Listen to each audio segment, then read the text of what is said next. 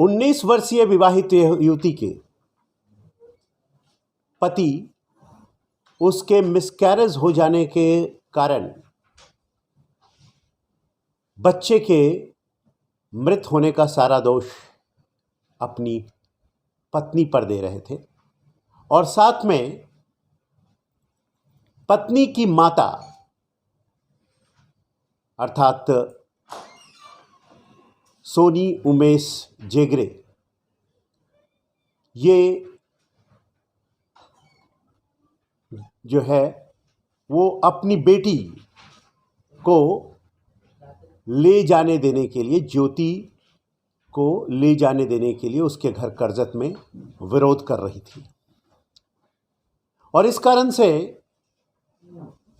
दामाद जो कि मृतक भी है इसमें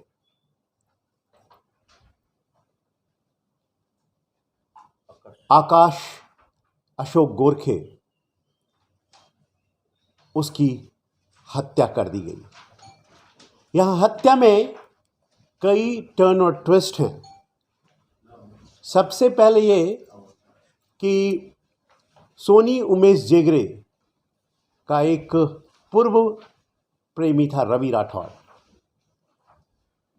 लेकिन रवि राठौड़ के प्रेम से बाहर निकलकर वो अब अक्षय लोंढे के प्रेम में पड़ चुकी थी और इस प्रेम का विवाह में परिवर्तन होने वाला था और इसका विरोध उसका दामाद आकाश गोरखे कर रहा था। तब रवि राठौड़ एक तीर से दो निशाने लगाने लगा। उसने कहा कि अक्षय लोंढे को विश्वास में लो, वो तुम्हारे पूरे भरोसे में है, तुम्हारे प्रेम में है और उसे कहोगे तो तुम्हारा ये कांटा जो तुम्हारी बेटी को ले जाना चाहता है, तुम्हारी बेटी को प्रताड़ित करता है, जिसे तुम बहुत ज़्यादा प्यार करती हो, तो वो निश्चित तौर पर इस काम को अंजाम देगा। और बिल्कुल वैसा ही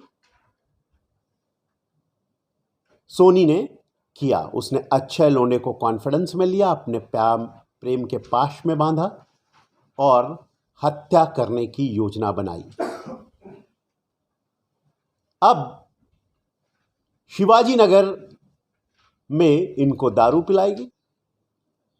इस तरह से सभी जो 6 आरोपी हैं सभी हिरासत में लिए जा चुके हैं। एक केस जो मिसिंग में रह सकता था उसे, क्योंकि काफ़ी षड्यंत्र से और साक्ष्यों को नष्ट करने के तरीके जो अपनाए गए थे, उससे स्पष्ट होता था, विदित होता था कि ये केस अगर थोड़ी सी गहनता के साथ पूछताछ नहीं की जाती तो कभी पर्दाफाश नहीं होता, क्योंकि वो मिसिंग था और नाले के अंदर उसको छुपा दिया गया था। 27 के डिस्कवरी पंचनामा में नाले से उसकी डेड बॉडी और उसी तरह से जिन पत्थरों से उसे बुरी तरह से कुचल कर मारा गया था वो भी जब्त किए जा चुके हैं। प्रेम त्रिकोण, उस प्रेम का दामाद के द्वारा विरोध,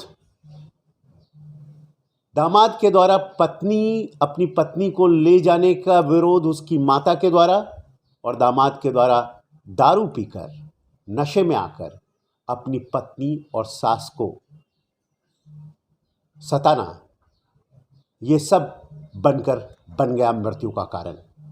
और इस तरह से ये मौत की घटना को, हत्या की घटना को अंजाम दिया गया।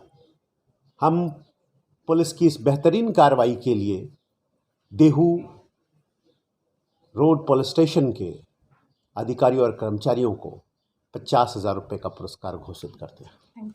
सर, इसमें मिसिंग का जो कंप्लेंट था तो वो किसने दर्ज किया था इसमें? उसकी वाइफ। पहले उसने हत्या कर दी तो वही कंप्लेंट करने आ गई, इसलिए उसको पकड़ना जरा मुश्किल था।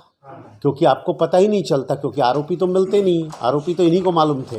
शक कैसे हुआ उसके ऊपर कि ये जब पूछताछ करी इन्होंने और लगातार पूछताछ करी तो उसने जिस तरह से उत्तर दिए, कब आखिरी बार मिली थी, आखिरी बार मिले तो कहाँ मिले थे आप, किधर वो चले गए जब आखिरी बार मिलने के बाद, तो इन सारे प्रश्नों का उत्तर वो सही ढंग से नहीं दे पा रही थी और लड़खड़ा रही थी। और सास ने अलग उत्तर दिया और बीबी ने अलग उत्तर दिया।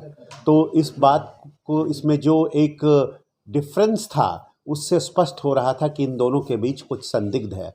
और फिर गहन पूछताछ के बाद वो टूट गए और उन्होंने सच्चाई, हकीकत बता दी। सर, ये राम विजय बाबू सिंह कुमार जैसे 6 आरोपी हैं, इनकी आपस में मुलाकात